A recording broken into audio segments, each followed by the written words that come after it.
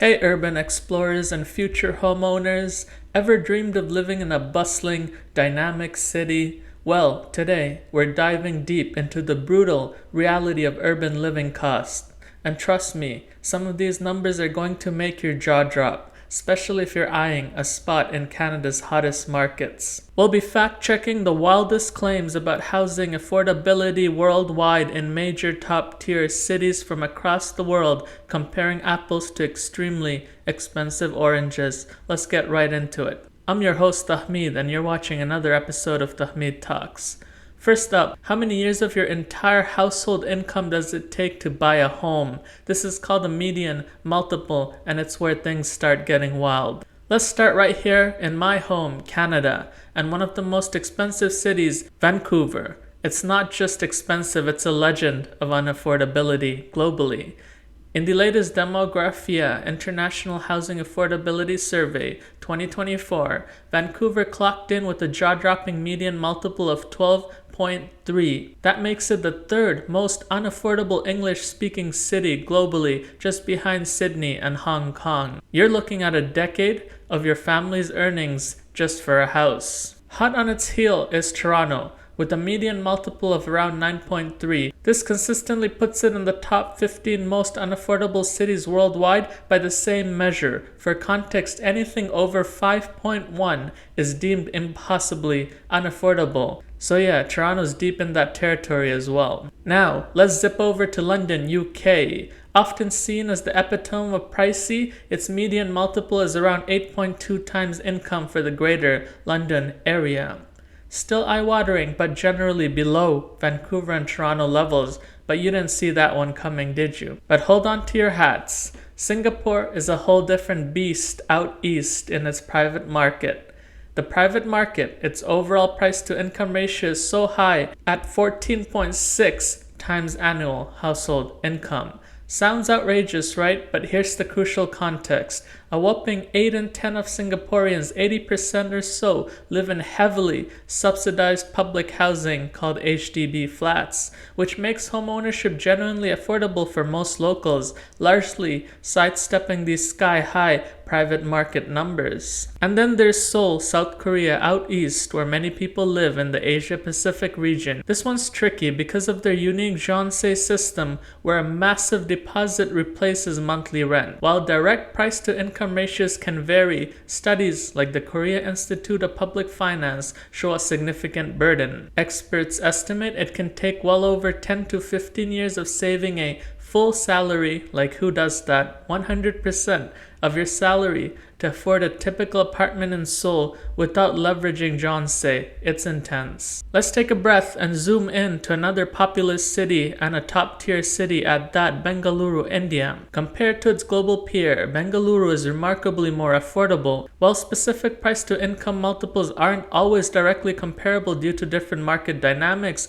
it's generally far below the 10x multiple for Bengaluru that we have seen with these other cities. JLL reports the affordability is improving, and with anticipated interest rate cuts, yes, this market will remain relatively affordable. Bengaluru is well below the 10x multiples we've seen with these other cities, so yes, relatively affordable, but it's important to note overall incomes are lower in Bengaluru as well. And finally, a quick look at Johannesburg out in South Africa. While not usually in these top tier lists of unaffordability, it offers a stark contrast, often sitting at less than 5x the median income, a breath of fresh air relatively speaking. So, by now you can tell buying might be impossible, but what about renting a place for your young self? Brace yourselves, this is the shelter to cost-income ratio.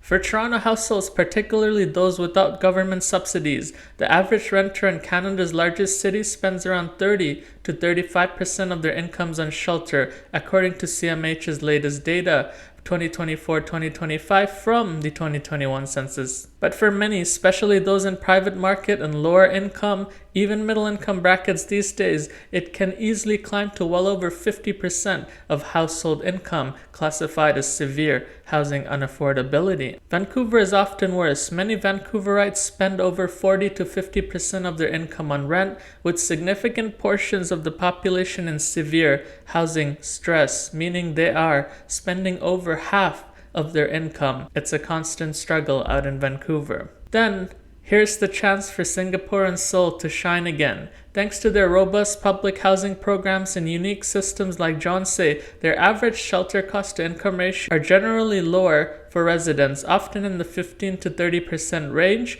with Jeonse in Korea sometimes even lower, close to 15%. This is a massive relief compared to Canadian cities and the private markets. Bengaluru and Johannesburg, while having lower absolute rents, still present significant burdens. With lower average incomes, spending 30 to 40% of income on rent can still be incredibly difficult in these cities, leaving very little room for other necessities. It's a different kind of affordability challenge. Beyond housing, which is the largest cost for many people, how much does daily life really cost? This is where Canadian cities often surprise people. So I took the Numbeo cost of living index, which shows relative prices for the most common items. According to Numbeo's live data, Toronto and Vancouver regularly sit within the 50 most expensive cities globally, and certainly among the priciest in North America when you factor in everything. Groceries, utilities, and dining out are significantly pricier in Canada than in our Asian peers like Seoul or Bengaluru. Your weekly grocery haul in Vancouver will likely sting a lot more than in Seoul. And then there's Singapore. Despite its public housing success, it remains an incredibly high-cost city overall. Julius Baer's 2024 Global Wealth and Lifestyle Report famously named Singapore the most expensive city in the world for the second year running. Congratulations. So while housing is accessible for citizens, luxury and daily discretionary spending are off the charts for Singapore. So why are Canada's major cities, particularly Toronto and Vancouver, so uniquely unaffordable compared to their global counterparts? The simple answer: we've seen an explosion of demand without matching supply and a lack of aggressive policy tools. Canada's affordability gap has widened dramatically. CMHC reports consistently highlight that Canada needs to build millions more housing units by 2030 to even begin to restore affordability to pre-2000 levels. The good old days. That's a massive undertaking. The demand is insane in Toronto. You hear about affordable housing lotteries getting tens of thousands of applicants for a handful of units. This isn't just a high-cost market, it's a housing crisis overall. Here's the key difference. Cities like Singapore, Seoul, and even London, all top-tier global cities, actively manage unaffordability through proactive, large-scale public housing initiatives and robust rent regulation. Canada, while making some strides, has historically lagged far behind in these comprehensive national strategies. We often rely on private development, which isn't always incentivized to build truly affordable homes. And the lesson from Bengaluru, a massive up-and-coming city in one of the most populous regions in the entire world, even with the relatively low cost, rapid growth needs to be accompanied by massive investment in infrastructure, transit, and equitable income growth to prevent the same affordability issues from creeping in. Otherwise, affordable homes quickly become out of reach for the majority. So what does this mean for you, whether you're dreaming of moving or already living in these high-cost urban jungles? For the home buyers in Canada, be prepared for an uphill battle. You'll need massive down payments, potentially longer mortgages, or seriously consider suburban rural options if you want to enter the market and home ownership. Or even rent a place, really. The dream of a detached home in the city center is increasingly out of reach for most people. For renters, in Toronto, Vancouver, and other big cities, budget wisely. You should realistically be prepared to spend 30 to 50% of your income on renting.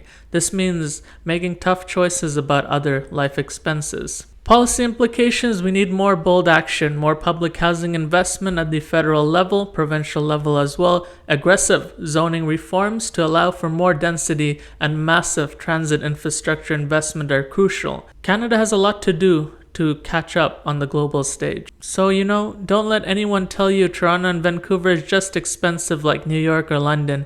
In many core affordability metrics, unfortunately, Canada's top cities are among the world's most unaffordable today, even when compared to truly high-cost global hubs like Singapore or Seoul, especially when you factor in their public housing solutions and band-aids. That's it for now. Tahmid, checking out.